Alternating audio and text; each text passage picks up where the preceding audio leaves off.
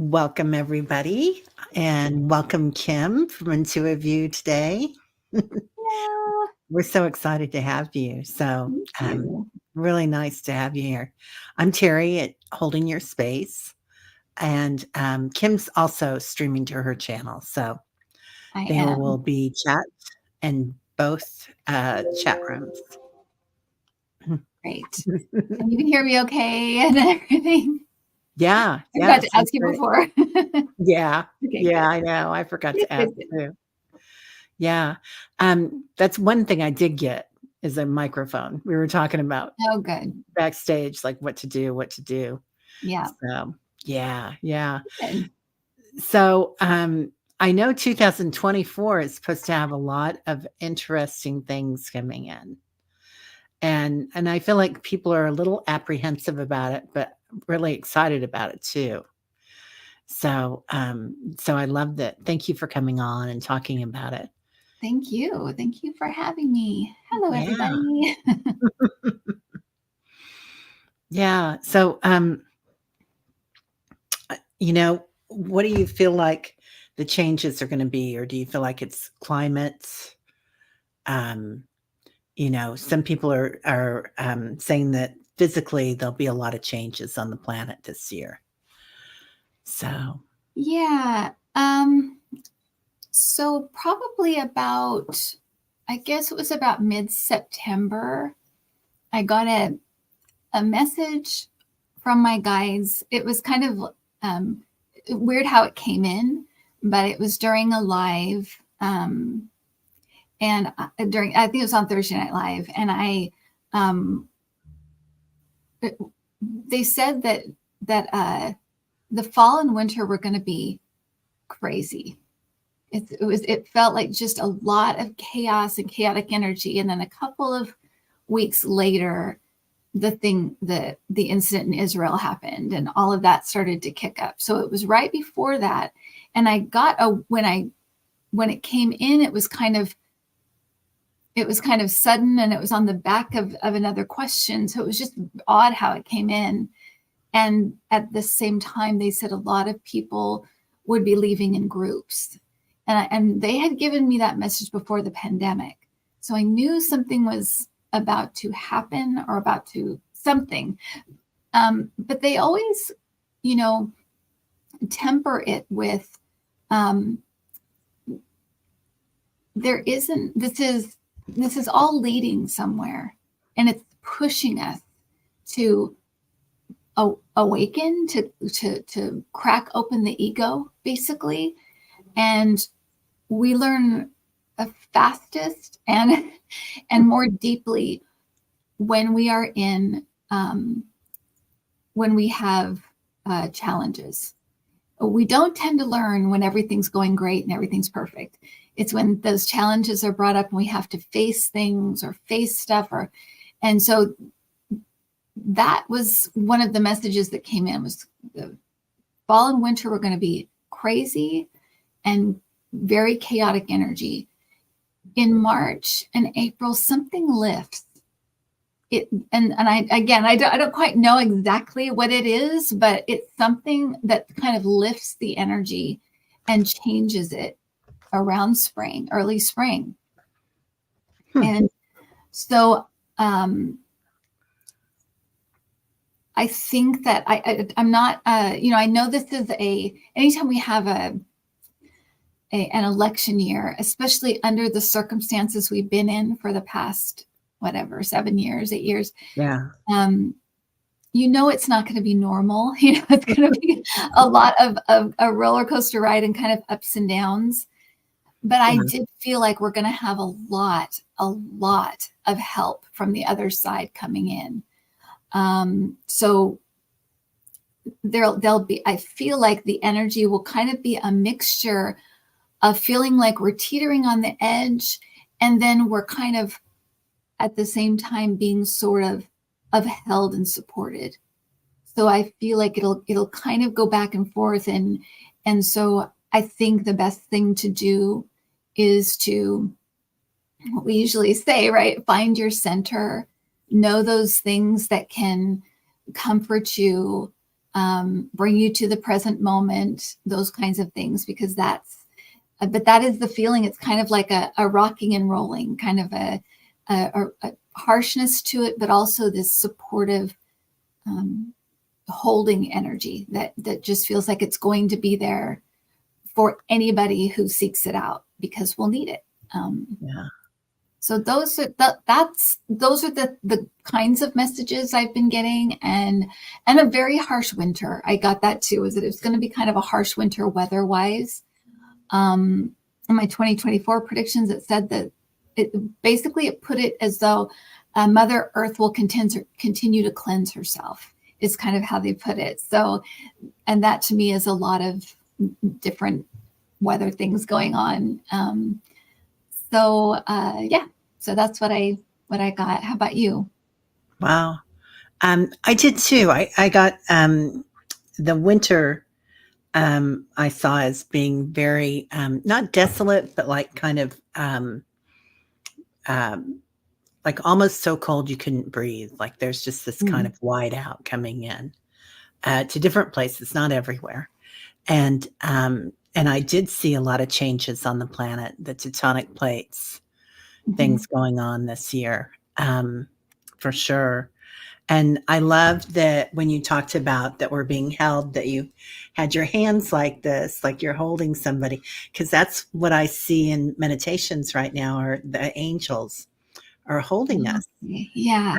just literally, so Yeah. beautiful.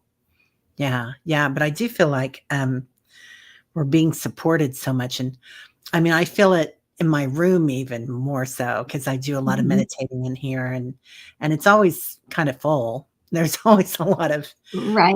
energy here, but I feel it even more so now. Yeah, Teresa Ford, ready to catch us if we fall. That's a great way to put it. Thank you. She's my interpreter, Okay. my pitter patter. I Put can it in talk a for an perfect hour. way. But yeah, so I do see things changing, and um, I also saw that there'd be a lot going on with water.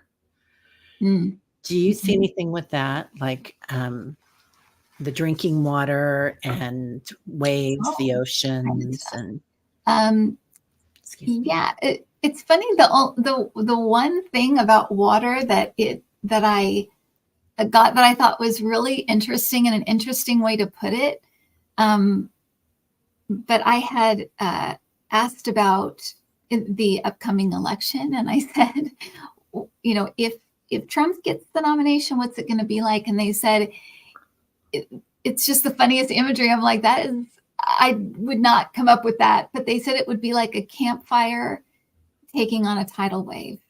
That's going to be what it is. And I thought that's the perfect imagery, because he is kind of like a little campfire with his little, so angry, so, and yet kind of small, Yeah, in a way, yeah, kind of little, in a way, that little me stamping around, and angry. But as far as like water imagery that they given me, that was one I just thought was very interesting to note. Um, but um, it was interesting because I remember last year I got a lot of water stuff, and this year I felt like there would be things falling and crashing, that kind of thing, like maybe oh yeah, mudslides or earthquakes. And I yeah, mean, we had that one in Japan. So earthquakes and kind of volcanoes and stuff, kind of more of a, a rattly, shaky, kind of crumbly. And I thought to me, that's so metaphorically correct to what's happening with a lot of, you know, institutions, a lot of people. It's kind of like the facade is kind of shaking away, and we're kind of seeing reality, yeah, or things that were hidden before. So, but I can absolutely see just the idea of Mother Earth cleansing herself. That makes me think of water. So, yeah. yeah, yeah. That makes a lot of sense. Yeah, those earthquakes, I keep seeing an avalanche too. And Mhm. I know we just had one, but I feel like it's something bigger. I don't think it's just snow. I think it's something bigger coming in. So Yeah. anyway, but things breaking up, for Yeah. sure. Yeah. Yeah. Yeah. But when you said tsunami, I was thinking, I don't know how you're interpreting that, but I bet if he is on the ballot, there's gonna be a tsunami of a blue wave, don't you? Oh, yeah. And because I think that it's so odd to me because I feel like his support has shrunk so much, and he's so divisive. Even in Yeah. the Republican Party, he's so divisive. So he's going to have this little chunk that is voting for him, and everybody else is either going to not vote because they can't stomach a Democrat, or they'll be voting on the Democrat for the Democrats. I Yeah. just think it's so obvious, and I don't know why they can't see that this is such a bad idea. But I also think I think it's necessary. I feel like we need that big defeat and kind of putting an end to this, just the ugliness that has been kind of, and the cruelty, the meanness. I feel like it needs to be sort of declared, no, we're not, this is not the way we want to live. This is not what we want. And I think a lot of people feel that way. I think people are exhausted, tired, done. They really, really want to move into a space where we can maybe disagree, but listen to each other and have a normal discourse. I think people miss that. I think they don't like what's happened. Yeah. And I think they crave that. Maybe not this little tiny portion that seems so angry and a little bit brainwashed. They're just very stuck. But everybody else, I feel like, is ready to move to smoother, to greener pastures, smoother tides. It's like that's what they want. Yeah. Yeah. I agree. I mean, when you say that, I can just picture a big foot just stamping on it, saying, Hmm. "Uh-uh, not on my watch."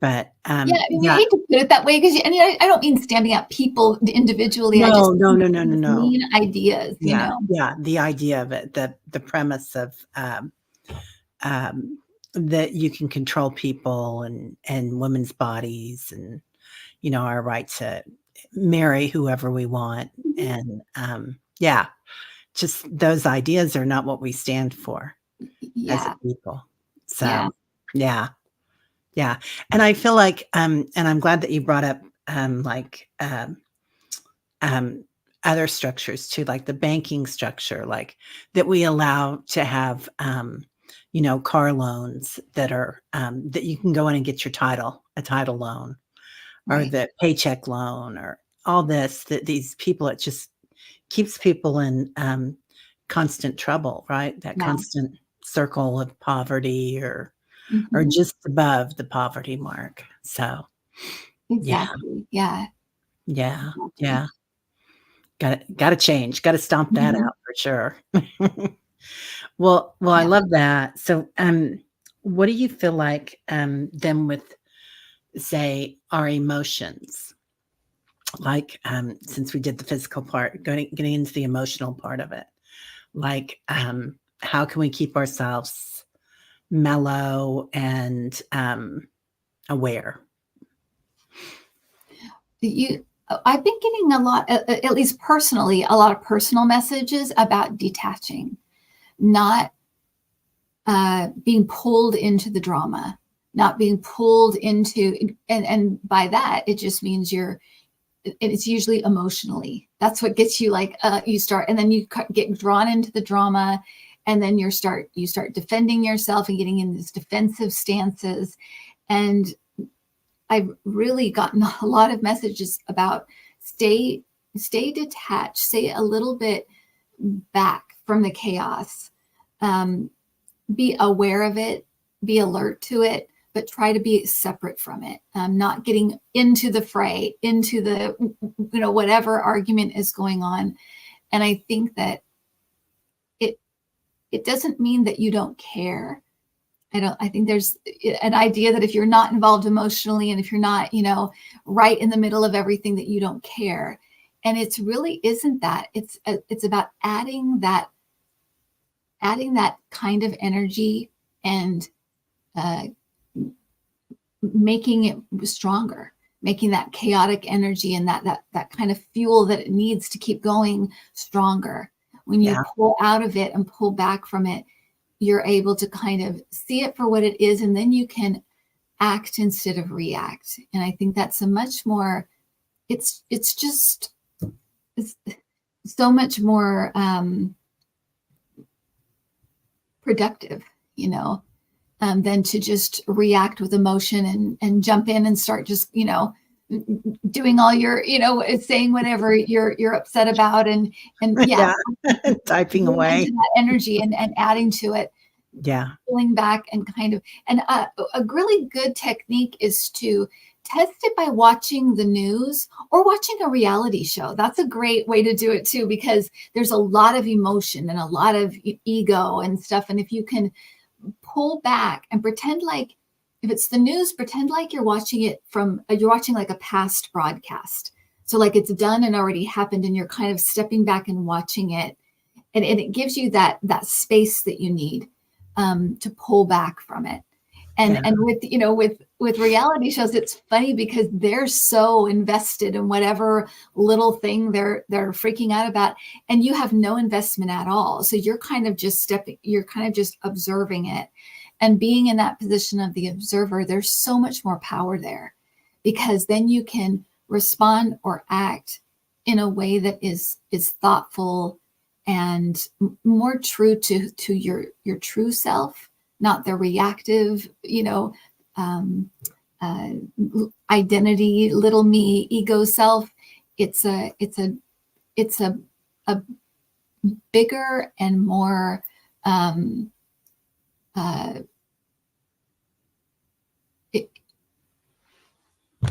it leaves a bigger impact, because it's controlled, it's acting, it's thinking about it, those, being very cognizant of decisions. Even, in our club, the message was all about being aware of our thoughts and how they have energy, and they're kind of the seed, because once the thought is there, it can then become something you say and then become something you act on. So being just aware is a huge way to kind of just distance yourself from that emotional, response that can make you act in ways that you would normally act in, Yeah. I totally see that too, that it's all about awareness. Yeah. That's I 100%. It's like just watching what we think, watching what we do. Be the calm seed, Teresa. Thank you. She's at it again. Yeah, exactly. But yeah. And it seems like 2015, 2014, right, when the election was ramping up for 45, was like, that was kind of a tidal wave almost of everybody reacting against each other, and everybody was on social media then too. So it was like that reaction just compromised so many families and friends, and it was so harmful. And then going into the pandemic and how that changed things, and we had time to stop and think and learn. And that's when I really got on YouTube, and I thought, gosh, this is great, man. You can learn about anything you want. So yeah, you sure can. it was so interesting. Anyway, be the rock in the river. I love that, Kelly. That's beautiful. Yeah. So, so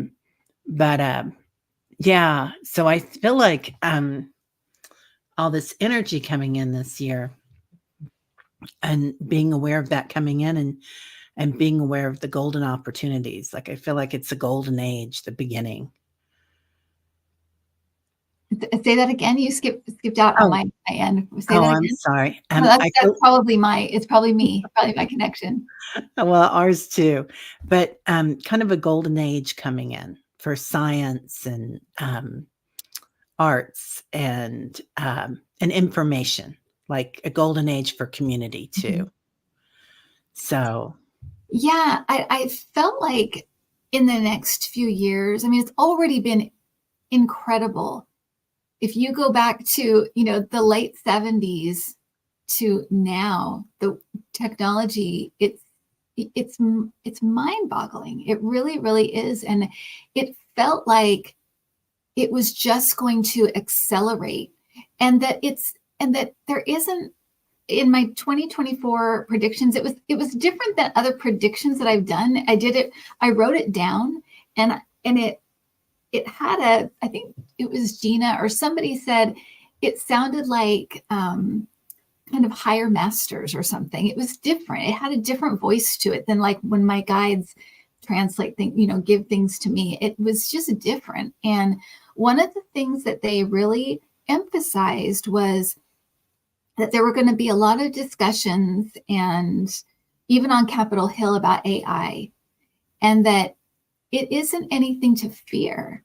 It's a new technology that could be used so well and help us so much. But it's up to us if we're going to use it in stupid ways, right? When you have the World Wide Web, you can, spread conspiracy theories, or you can do something like this that's very positive. So it's the way that you use it. It's not the technology itself. And that owning that and taking on that responsibility is going to be really, really important this year, but in the years to come, because it just felt like technology was just going to accelerate at a speed that it almost feels like, oh my God. In fact, this morning I saw a thing on flying cars. I'm like, yeah, finally, that's what I've been waiting for my whole life. I love it. I love it. So, Right? yeah, Yeah. Yeah, and, it's amazing because there's so much news going on, and the media doesn't really cover, I think, give the information so much about science and everything that's happening because, gosh, we're, like, just on the edge of all sorts of new inventions. Well, it's already here, a lot of it, but, it's just groundbreaking every other day, it seems like. So, yeah, it is. And I think it's just and like I said, I've really got the feeling it was just going to be very accelerated, just moving. And part of it, I think, is about getting rid of, or finally stamping out some of these diseases that have been around for a long time. I feel like there was something coming in over the next few years that was a game changer. It was going to almost make cancer obsolete.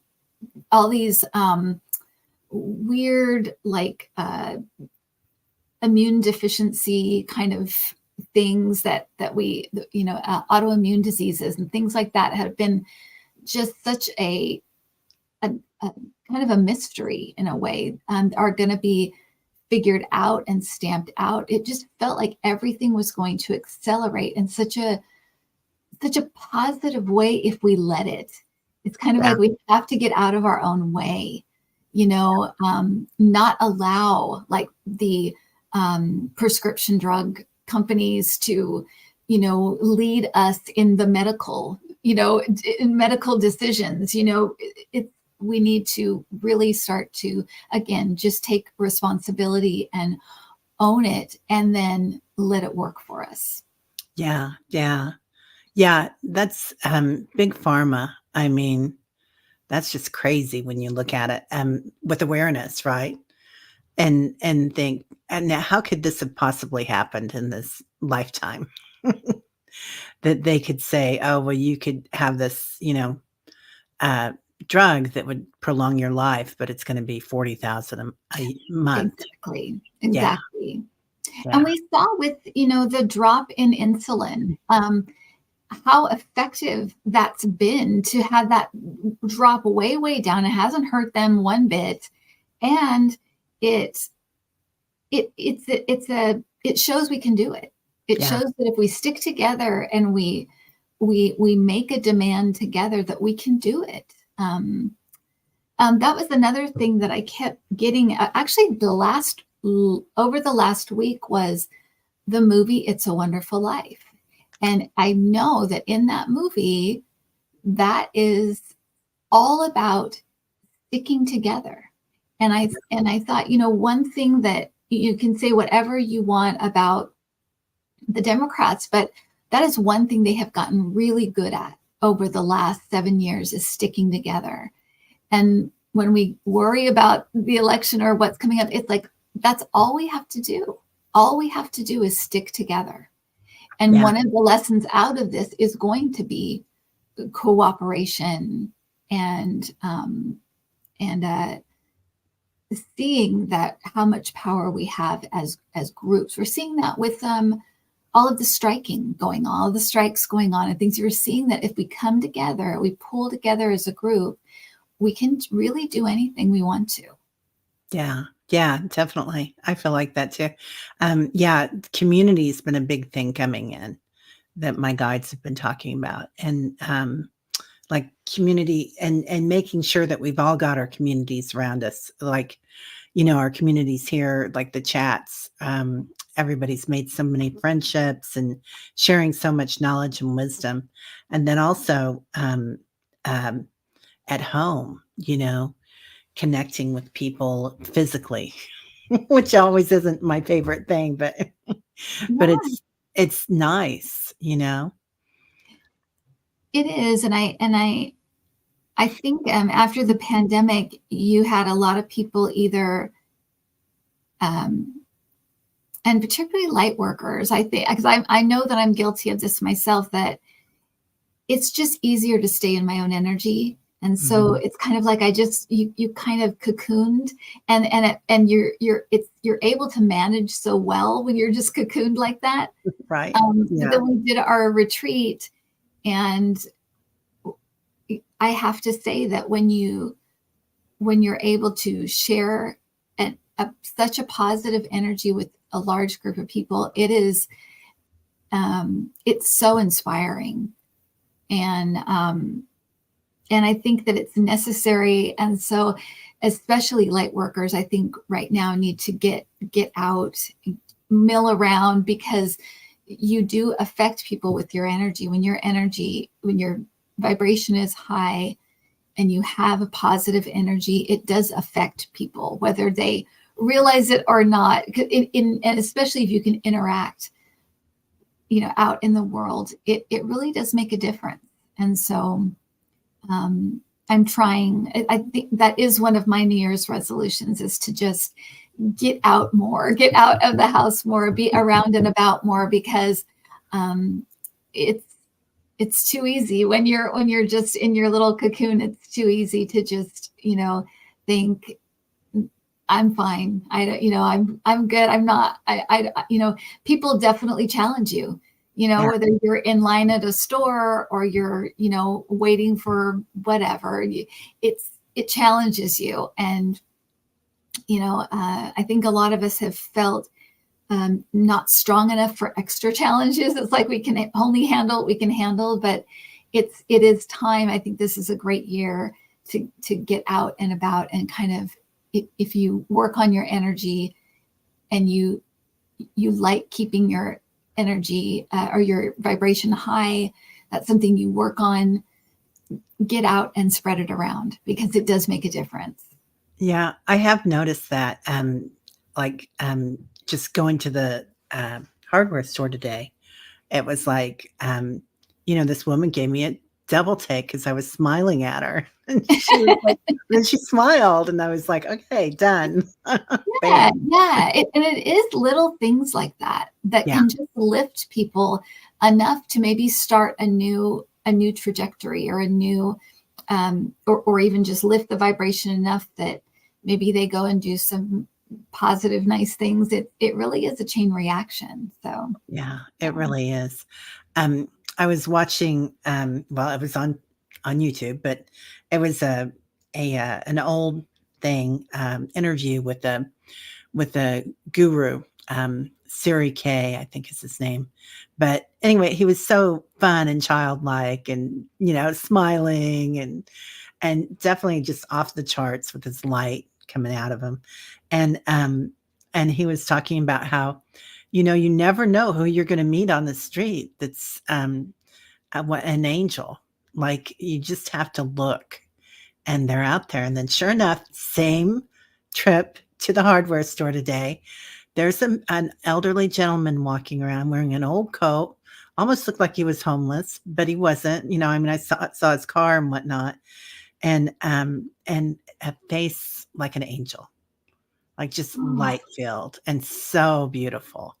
And it turns out we parked next to each other, and I was just like, oh, parked next to an angel. yeah, yeah, Yeah, absolutely. And also being around those other, um, you know, out and about, to be around trees, plants, animals, yeah, gardens. All of this stuff is it's so uplifting. yeah. Um, I This year, like I said, I was telling you before we got on that we kind of have adopted this cat, and now he comes in. It's been a really slow process, but now he comes in and eats, and he stays in his little house, and we have like a heated blanket out there for him, and or like a little pad out there for him, and a little house. And um, I got a big giant bag of bird seed to start feeding birds, and Wow. just Yeah, it's so it's it's so magical. It's right there, and it is such a magic that's around us that I think we can tune out again, because the drama, the daily drama, family drama, whatever's going on, and our worries and whatever, and you tune it out, and it's just there. You just have to, like you said, be aware and alert and notice it, and it can really be so uplifting, and it is like magic, you yeah, know. yeah. I felt so lucky. But then again, I'm driving home and I'm aware that somebody pulled up incorrectly next to me, and I'm a rule follower. And I thought, "Oh, Me too. I'm trying to turn here, and hey, bud." And I didn't say anything to him, but this was going on in my mind. I'm like, "Okay, you just saw an angel and now you're ready to And tell it this can, I person mean, how that to is do the it." challenge, right? Because it can, I Yeah. mean, it can turn on a dime. It can like, again, it tests you. It really does. People are, I think it was Ram Dass who said, if you think that you're enlightened, go spend a weekend with your parents. And it's like, and it is. It's just that people do challenge you, and as the light worker, you need that sometimes. You need to see how far you've come, and if you're able to let things go and not react to everything, and see the silliness of people. And because the guy, or I assume it's a guy, it could be a woman, parking, taking up more space than they need, and trying Yeah, to be, with a parking space. You think it's absurd and so funny that it makes people feel big to do stuff like that. And so you can either see the silliness or the funniness of people, and how they react and respond, um, or you take it, too seriously, and you fall asleep again, and you fall into the drama of whatever and start reacting in it. But it's good to see how far you come, or what you need to work on, and that does it. Stepping outside the front door and exposing yourself to other people and other circumstances that aren't in your control. That's when you learn right. exactly what you need to work on. I find that the car is a nice vehicle for that too, because it's like, I mean, for a long time, it was, I could be spiritual everywhere else and nice everywhere else, but in my car, I was the boss of the world. And if somebody did something wrong, um, I would, I would definitely let them know by honking my horn or whatever. And now I just kind of laugh at that. Like, what did that do? Right. That didn't help anybody or me, but, Exactly. And when yeah, something happens like that, it's a great opportunity to not react to it and see what happens, see what you feel, because usually what you feel after a minute or two has passed is that it doesn't diminish you in the least. It doesn't do anything to you. It's how you let it affect you. And so it's a great, that kind of thing is great for to turn it into a spiritual practice and to go deeper. I love it. But yeah, everybody's agreeing that when you step outside the door, it's like, that's when you learn. That's when you start to learn what you Right. need to work on. Yeah. Yeah. Kimberly said something funny. Like, yeah, Kimberly lives in LA and she gets tested every day and she goes outside the car. Or no, not in LA. Yeah. Yeah. Your own attitudes, not by others, but my own attitudes. Yeah. Lots of work shows up. Yeah. Yeah. Yeah. Annie, my husband was like that too. He thought he was the boss of the world in the car, and I was like, "Oh my god, hunker's remorse." Now that's a T-shirt, Joe. I love that. So, That's funny. yeah, definitely, definitely. Um, so, um, so working on that, on our energies, going in and working with awareness. Do you have questions that you ask yourself, or how do you check yourself? Like, you know. One of the questions that it's kind of what I was just talking about, when somebody does something, or it could be a personal, a family situation, a relationship, to stop and ask myself, does this diminish me in any way? Does this hurt me in any way? Really? And 99% of the time, it's absolutely not. No, it doesn't. It doesn't do anything. It's the way I let it affect me. So that's one of my questions. That is, it is a kind of staying awake kind of question, because that is what you react to. Is you feel like, if my husband, well, I'll take a small little thing, right? My husband leaves cups on the side of the bed. He'll have milk or something, and he'll leave a cup, and I'll see it there in the morning. And before, 20 years ago, when we first got married, I would have been beside myself. You don't respect me. You don't respect what I like, what I want. You don't understand. It's too much work, and I can't do everything, and blah, blah, blah. That would have happened.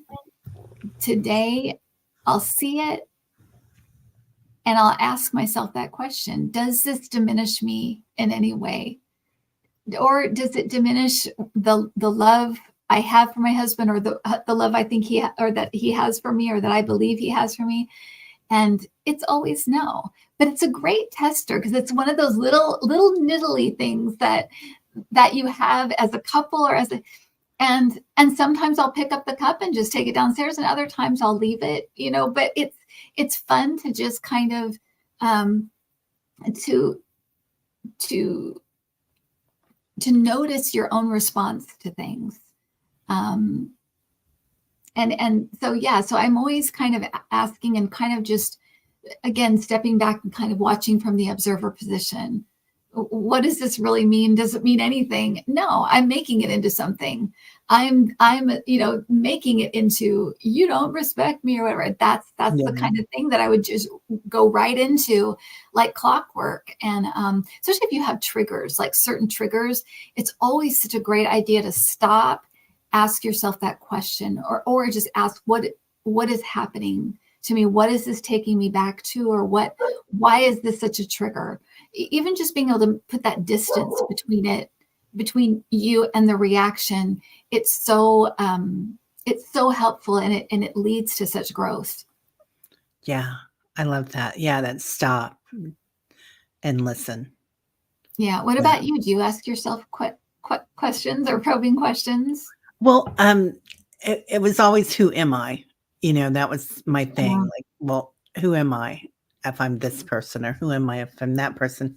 But it's kind of evolved just lately into what is my story. So is my a story that this affects me, or is my story that that this person giving me unwanted advice is saying that I'm not doing something right, which, it's easy to feel that way. Or is Right. this story that this person is giving me advice really being helpful and kind? Right. So, Right. um, changing the way that I look at things, like, Right. when you change the story, you really change your reaction, and like you said, does this diminish me? And it doesn't if somebody gives me unwanted advice. It doesn't diminish me at all, and it makes them feel good. Right, right. Yeah, that's a yeah, great way to look at it. And yeah, Yeah. it just gives you clear perspective. I think if you can just step back from it a little bit, or in the moment, stop and ask yourself, why is this upsetting me? Or why what is it about this that triggered something in me? It's if you can do that, if you can stop and do that, you really are putting distance between you and that ego reaction. Yeah. Yeah. I love that. Yeah, it is ego, isn't it? It is. It is It a 3D absolutely thing. is. Yeah. Yeah, just that Yeah. karmic thing where you're Your like, your ego constantly wants to repair, repair, repair, repair. If somebody says, oh, I like the top you're wearing better yesterday than the one you have on today.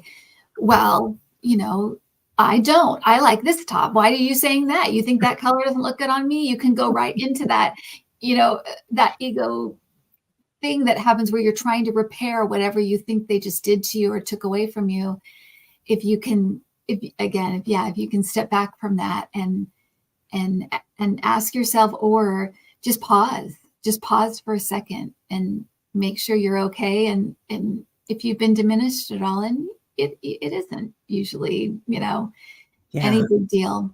Yeah. I've really caught myself lately too before I talk to people, particularly my adult children, because they're not children, they're divine beings and they're adults. But, Mhm. and asking myself, is this really, like, how would I feel if I heard this? And is Right. this a good thing to say? And I'm really working on being clear speaking. And you just brought that up too, having clarity of purpose, clarity of speaking, clarity of hearing, I think is huge. Yes. Yeah.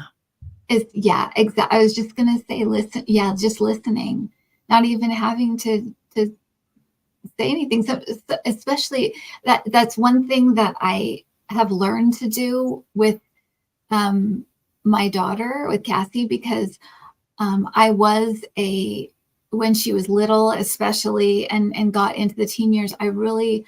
I just wanted her to be happy, so I would go into fix it mode right away. Well, Yeah. what can we do? How can we fix it? What can we? And um,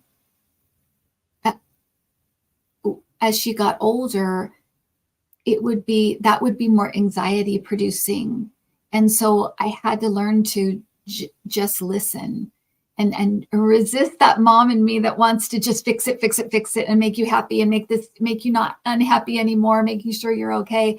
It's such a strong impulse in me, and so being able to just sit and listen, actively listen, ask questions, nod, eye contact, really present and being there. And that can be so, so healing. Um, Such a healing thing to do for it. And it's such a loving act, but, 20 years ago or even 15 years ago, I wouldn't have seen it that way. I would have seen it as not doing anything. I need to do something. And sometimes that just isn't true. All you have to do is be there. Yeah. And be actively there. Just be present. Yeah. Um, I don't know why this isn't taught in schools, right? I mean, I wish I would have learned it a long time ago because, uh, my daughter went through this course and then she said, "Okay, I'm gonna talk to you about something and I need you to sit here and listen. And, when you're ready to, when I want a response, I'll ask for it." And I'm like, "Oh God, where did you hear this? I wanna go take this course." So I did, but Wow. Yeah. we're not taught how to listen. We're No. taught how to respond, and we're taught how to fix it. Yeah. Absolutely. And you can see that happening, right? In the discourse all over the place. Everybody is dying to be heard and nobody wants to listen. And that is, we've seen it on social media. It's a recipe for disaster. It really is. You've got to have give and take. And you have to, like I said, I think it's such a loving act. It's such an act of respect to just sit and listen. Um, yeah, I agree with you. I wish it was taught. Maybe it could be a class at Harvard or something. They always have weird courses they throw in, so maybe they could do it and a listening course, just listen. Yeah. Yeah, it's huge. It's huge because I feel like, um and now when I start talking to people, sometimes I'm like, "Could you just hear me out on this and then let me give my spiel and then we can get to the end of it and talk about it." But, so being clear when you want somebody to listen and tell them how you would like for it to happen is great for them, but also, I usually figure it out. I mean, we usually figure out when we get to talk about it with someone else, Yes, we become aware and we're like, exactly. "Oh, ding, ding, ding, ding, ding." Exactly.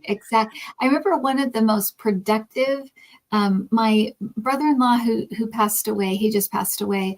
He was a Trumper. Mm. And I remember one of the most productive conversations we ever had was I just listened and asked questions. And what I said was at the end of the conversation, I said, you know what? We need to start our own party, you and I, because we agree on a lot of stuff, actually, because he would bring up things about this or that tax, or he'd bring up a thing of, thing of student loans, things like that. We had points of agreement.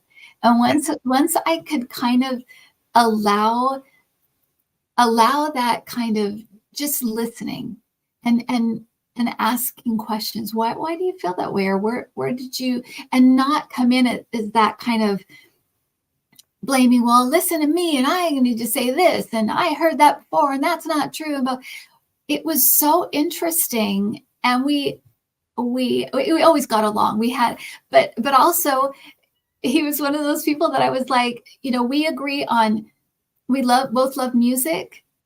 He loves to garden. He loves to ex recycle. Those things we can start there and go from there. And we never had a a really negative interaction. It was always very, very positive. And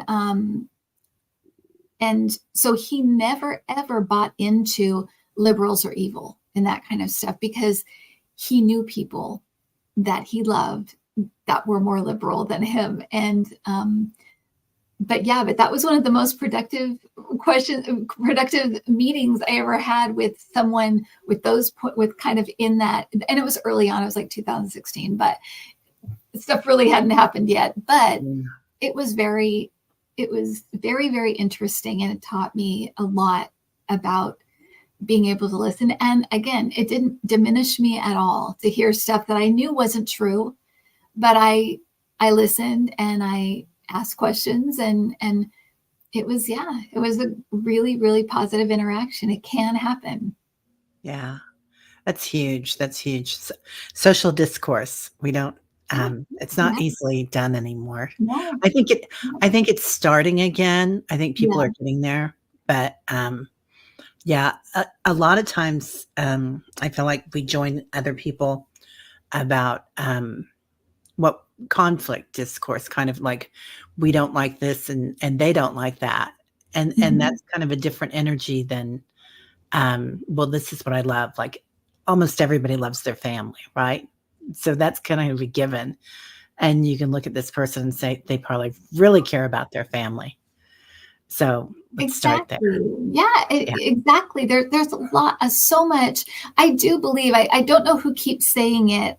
I think it's either Kamala Harris or Michelle Obama keeps saying we have more in common than we don't. And I think that's so true. We like you said, we everybody loves their family. Everybody wants a job. Everybody wants, a roof over their head. Everybody wants security. Everybody wants love. Um, we love our pets. We love there's so many things that we have in common that are all good things. And, Yeah. it's just, I think it's been 20, 30, 35 years of basically brainwashing from a couple of just different networks that decide they're just going to, divide people basically because it's good for them and it's good for business. And I think that's the issue that we all need to get past. But you're right. We have lots of stuff in common. That's all good, normal stuff, Yeah, it's easy when you look at that, isn't it? I know I have a cousin and they're very, very, MAGA, and, but we get together now at family functions, and he's hilarious. I mean, he's got the best sense of humor, and, it's surprising, and he won't leave my side at a family function. I'm like, "Oh my god." But we have a blast talking to each other, and we don't talk anything about politics, it just doesn't come out, Right. but, you know, Right. so that works out because it's a family thing, but, Well, that's it. And um sometimes you do have to just put it aside. And like I said, find those things that are common ground and just stay well, there for a while. Yeah. yeah. Yeah, I love this, Julie. It's, conflict resolution with Yes. nonviolent communication skills. Yeah, excellent. Mhm. Another interpreter. I love that. So, yeah, yeah. Hilda says, "I tell people I was brought up a Catholic, but I'm spiritual, not religious." Mhm. Yeah, And you're seeing so much more of that. People kind of stepping away um, the from organized religion and kind of moving outside that box that they find it very, very, I think, limiting. And it has its place, because um, for sure I was a Mormon, and so my religious upbringing had its place for at that time that I needed it, or that, but you know, so often you kind of, um, I would say you kind of mature spiritually, and I don't want that to seem condescending, but I think that there is a safeness that is in those parameters of the religion, and once you want to kind of spread your wings and kind of determine your own what you think without someone telling you or what you've grown up with. I think there's a kind of a spiritual maturity to that. Um, but it has its place. It really, really does. It's you know it's where a lot of people start, and learning and talking about things that are, not seen right in front of you, or not, that there's something beyond this. So it's a sometimes it can be a good starting place. yeah, yeah. I was, brought up in the Catholic religion, but my mom was Jewish, and, she was also metaphysical, and so she was like, and so we would talk about reincarnation and things, but I knew I couldn't discuss them at school because I went to a Catholic school, and, um, but, she said, "There's always you can get something good out of anything." So, and she always really enjoyed the priests and would have long discussions with them, and, it's just kinda like, interesting.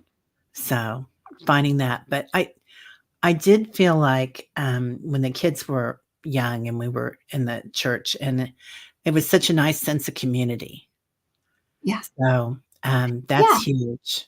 That's Yeah. huge, and I think people really thrive on that. A- So, Absolutely. And yeah, the church was the first place I learned about service and how important it was to serve others. And That's God, one thing yeah. that the Mormon Church is very big on, is serving people. And, you know, it's, yeah, it's, yeah, there's many good things you can learn Yeah, from for an sure. organized religion. Yeah.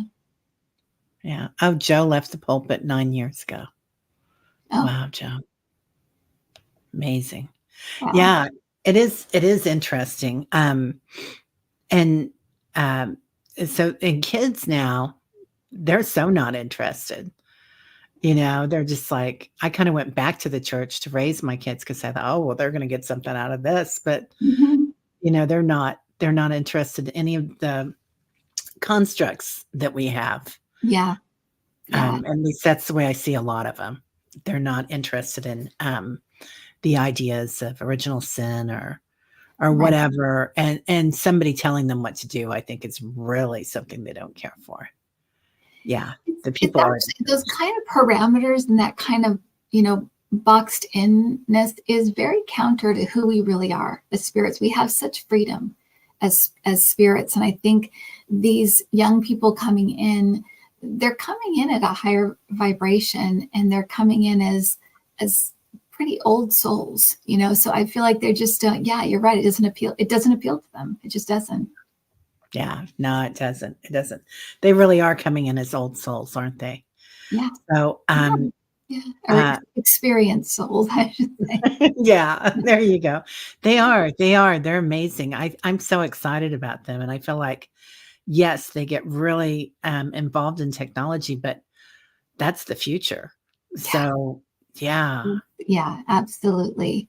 And yeah, again, it technology and, you know, uh, technology itself and the all of the amazing inventions that are coming in. By the way, a lot of inventions are going to be coming in that are going to help with the environment too. Because I've always been told that we're going to invent our way out of this. mhm, We're going to have these, things come along that really help us to clean things up.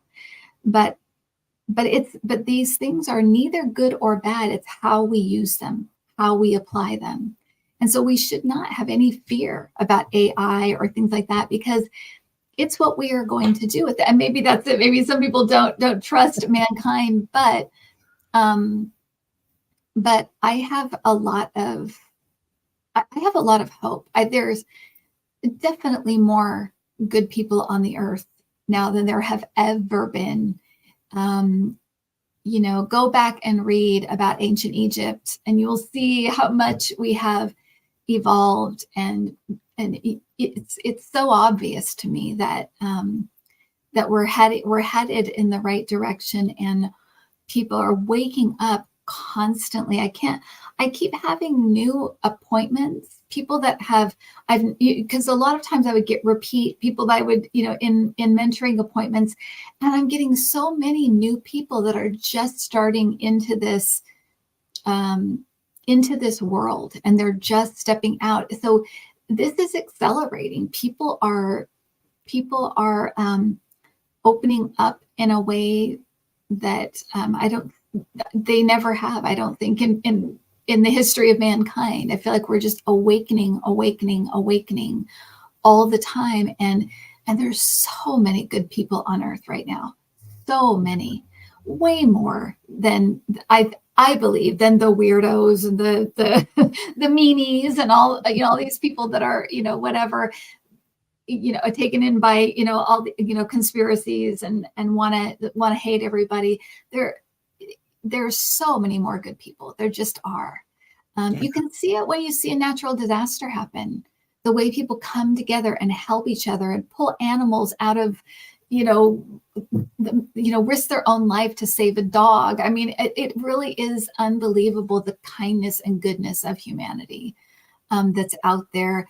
We just see the negative emphasized because it's good for ratings. Negative stuff sells. They learned that a long time ago, and that's what we get fed on. One thing I was going to say that I've been doing more of is watching the local news rather than watching like yeah, national news, because local news always has, what I've noticed is that they always have some good news in there.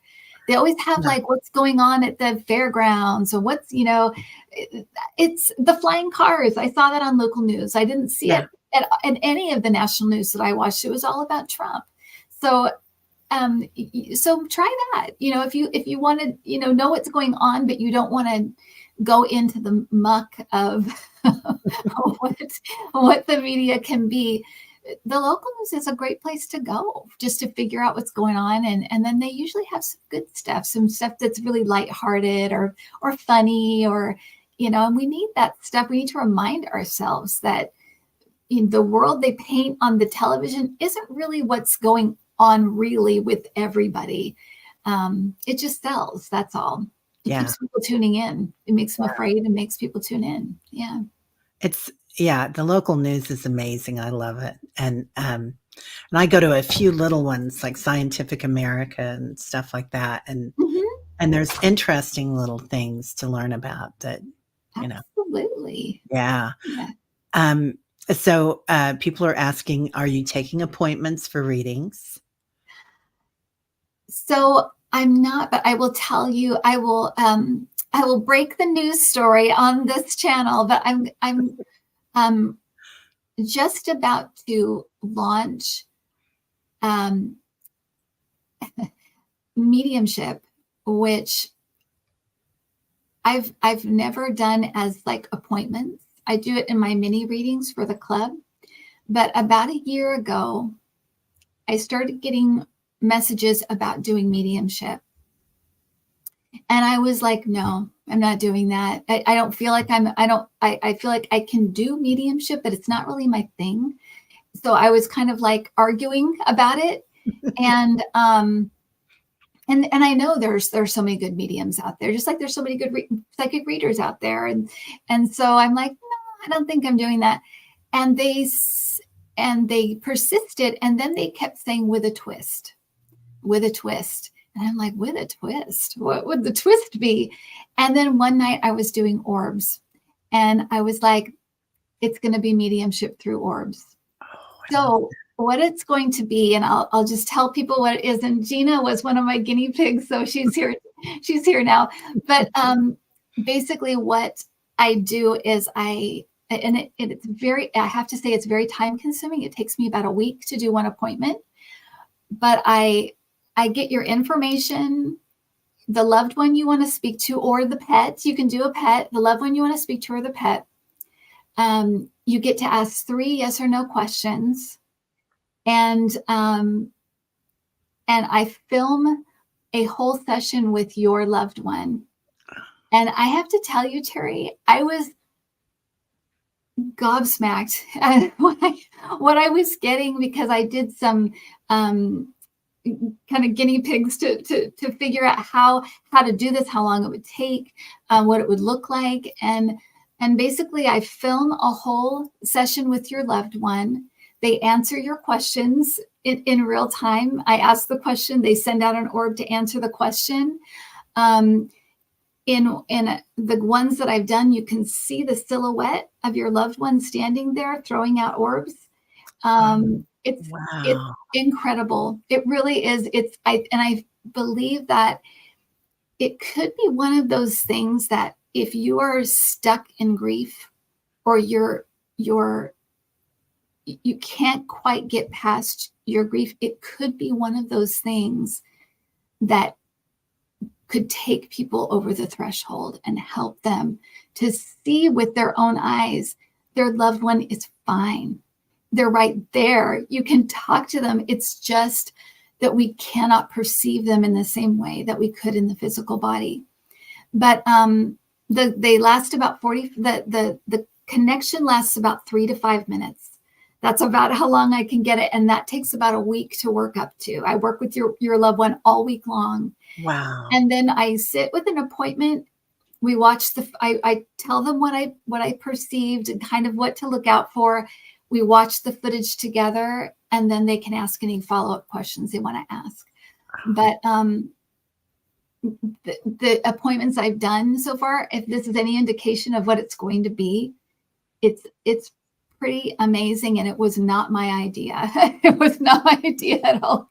It came straight from my guides. But it's also, I think, the orb work, I think, is part of our evolution, because have always felt like there was something about our fear of death that was holding up our spiritual evolution. Yeah. You know, we have to get past that and realize once and for all that we don't go anywhere. We're still around. We don't die.